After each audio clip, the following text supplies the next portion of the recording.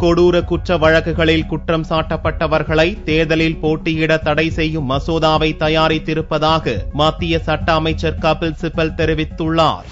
Criminal வழக்குகளில் குற்றவாளிகளாக அறிவிக்கப்பட்ட நாளிலேயே எம்பி, எம்எல்ஏ, எம்எல்சிக்களின் பதவி பறிபோகும் என்று கடந்த ஜூலை மாதம் உச்சநீதிமன்றம் அதிரடி உத்தரவை பிறப்பித்தது. இந்த உத்தரவுக்கு ராஷ்டிரிய ஜனதா தளம் தலைவர் லாலு பிரசாத் யாதவ், ஐக்கிய ஜனதா தளத்தைச் சேர்ந்த ஜெகதீஷ் சர்மா ஆகியோரின் லோக்சபா எம்பி பதவிகளும், காங்கிரஸைச் சேர்ந்த ரஷீத் மசூதின் ராஜ்யசபா எம்பி பதவியும் இதுவரையில் பறிபோயுள்ளன. இந்நிலையில் உச்சநீதிமன்றத்தின் உத்தரவையும் மிஞ்சும் விதமாக கிரிமினல்கள் இல்லாத அரசியலை உருவாக்கும் வகையில் புதிய மசோதாவை தயாரித்திருப்பதாக சட்ட அமைச்சர் கபில் சிபல் பிடிஐ செய்தி நிறுவனத்துக்கு அளித்த சிறப்பு பேட்டியில் கூறியுள்ளார். கொலை, கடத்தல், கற்பழிப்பு போன்ற கொடூர குற்ற வழக்குகளில் குற்றவாளிகளாக அறிவிக்கப்படாவிட்டாலும் மேற்கண்ட கொடூர குற்றங்களை செய்ததாக குற்றப்பத்திரிகை தாக்கல் செய்யப்பட்டாலே சம்பந்தப்பட்ட நபர்கள் தேர்தலில் போட்டியிட முடியாது என்கிற அம்சத்துடன் புதிய மசோதாவை தயாரித்திருப்பதாக கபில் சிபல் கூறினார்.